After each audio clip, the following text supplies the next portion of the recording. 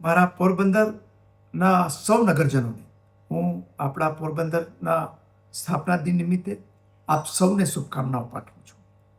આપણા પહેલા પોરબંદરમાં મહાત્મા ગાંધીજીનો જન્મ થયો, ભક્ત સુદામાનો જન્મ થયો, અને આ બંને વૈશ્વિક મહાપુરુષોને કારણે આપણે પોરબંદરને એક આગવી ઓળખ પણ મળી છે.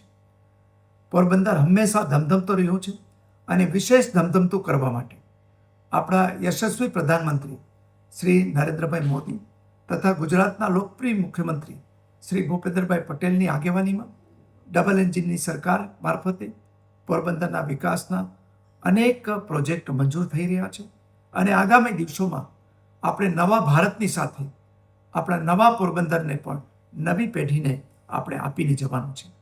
ત્યારે આપણે વિકસિત ભારત 2047નો જે સંકલ્પ છે એમાં વિકસિત પોરબંદરનો આપણે સૌએ સંકલ્પ લેવાનો છે, અને સૌએ ભાગીદારી નોંધાવવાની છે.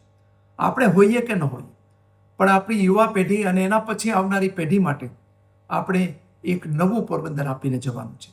ત્યારે ચાલો આપણે સૌ સાથે મળીને પોરબંદરને સ્વચ્છ રાખીએ, ટ્રાફિકના નિયમોનું પાલન કરીએ, પોરબંદરનું પર્યાવરણ ન બગડે એના માટે સૌ કાળજી લઈએ, સૌ વેરાઓ ભરીએ, અને પોરબંદરની અંદર આપણે વધારે વૃક્ષો વાવીને ગ્રીન પોરબંદર બનાવીએ. આપણે ત્યાં આવતું પાણી છે એ પાણી પણ જમીનમાં ઉતરે, અને આપણું ભૂગર્ભ જળની સપાટી પણ જળવાઈ રહે, એના માટે સૌ પ્રયાસ કરીએ. સૌ સાથે મળીને આપણે પોરબંદરને આગળ લઈ જઈએ. ફરીથી આપ સૌને પોરબંદરના સ્થાપના દિન નિમિત્તે હું શુભકામનાઓ પાઠવું છું. જય હિન્દ, જય ભારત, ભારત માતા કી જય.